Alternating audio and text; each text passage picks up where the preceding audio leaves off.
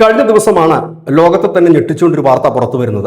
Balochistan liberation army പാകിസ്ഥാന്റെ സൈനികരെ പിടിച്ചു വെച്ചുകൊണ്ട് തങ്ങളുടെ തടവറയിലുണ്ട്. തങ്ങളുടെ പോരാളികളെ പാകിസ്ഥാൻ മോചിപ്പിച്ചാൽ ഈ 11 സൈനികരെ വിട്ടു നൽകാമെന്ന് ഈ താലിബാന്റെ പോരാളികളുടെ നേതൃത്വം പാകിസ്ഥാൻ സൈന്യത്തെ അറിയിച്ചിരുന്നു. എന്നാൽ പാകിസ്ഥാൻ സൈന്യം അതിന് മറുപടി നൽകിയത് തങ്ങളുടെ സൈന്യം നഷ്ടപ്പെട്ടില്ല, അത് തങ്ങളുടെ സൈനികരുമല്ല എന്ന് കൈയൊഴിയുകയാണ് ചെയ്തത്. കാരണം ലോകത്തിന് മുമ്പിൽ തങ്ങളുടെ സൈനികരെ ഈ ബലൂചിസ്ഥാൻ ലിബറേഷൻ ആർമി തട്ടിക്കൊണ്ടുപോയില്ല എന്ന് വരുത്തി തീർക്കുന്നതിന് വേണ്ടിയിട്ടാണ് ഈ പ്രസ്താവന നടത്തിയതെങ്കിലും ഇപ്പോൾ അത് പാരയായി മാറിയിരിക്കുന്നത് ഈ തടവിലുള്ള ഈ സൈനികർക്കാണ്. ഇപ്പോൾ ബലൂചിസ്ഥാൻ ലിബറേഷൻ ആർമി ആ തട്ടിക്കൊണ്ടുപോകപ്പെട്ട 11 സൈനികരെ നിർത്തിക്കൊണ്ട് ലൈവായി തന്നെ വീഡിയോ ചെയ്തിരിക്കുന്നു. അവരവരുടെ ഐഡന്റിറ്റി കാർഡ് ഉയർത്തിക്കാട്ടി പറയുന്നത് ഇങ്ങനെയാണ്: ഞങ്ങൾ ഇത്രയും നാൾ പാക് സൈന്യത്തിന് വേണ്ടിയിട്ടാണ് പോരാടിയത്, പാക് സൈനികരാണ് ഞങ്ങളുടെ നേതൃത്വം ഇപ്പോൾ തള്ളിപ്പറയുന്നത് എന്താണെന്ന് മനസ്സിലാകുന്നില്ല, ഞങ്ങളെ കൊലക്കി കൊടുക്കുകയാണ്. ഏതായാലും 22 വരെ ഡേറ്റ് ബലൂചിസ്ഥാൻ ലിബറേഷൻ ആർമി നൽകിയിട്ടുണ്ട്. ബലൂചിസ്ഥാൻ ലിബറേഷൻ ആർമിയുടെ ഒരു സ്വഭാവം അനുസരിച്ച് നോക്കുകയാണെങ്കിൽ ആ ഡേറ്റിന് അപ്പുറത്തേക്ക് പോകാനുള്ള സാധ്യതകളൊന്നുമില്ല.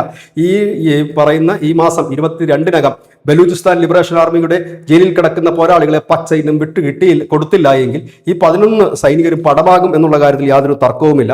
ഏതായാലും ലോകത്തെ തന്നെ അമ്പരപ്പിക്കുകയും ഒരുപക്ഷെ പാക് ജനതയെ നാണക്കേടിലേക്ക് തലകുലിപ്പിക്കുകയും ചെയ്യുന്ന ഒരു സംഭവമായി തന്നെ നമുക്ക് ഇതിനെ കാണാൻ കഴിയും. കാരണം സ്വന്തം സൈനികരല്ല എന്ന് വിളിച്ചു പറയുന്നു. ഒപ്പം തന്നെ അവരെ കൊലയ്ക്ക് കൊടുക്കുന്നത് കണ്ടു നിൽക്കാൻ കഴിയുന്ന ഒരു ഭരണകൂടം പാകിസ്ഥാനിലല്ലാതെ മറ്റെങ്ങും കാണാനും കഴിയില്ല. News desk news India Malayalam.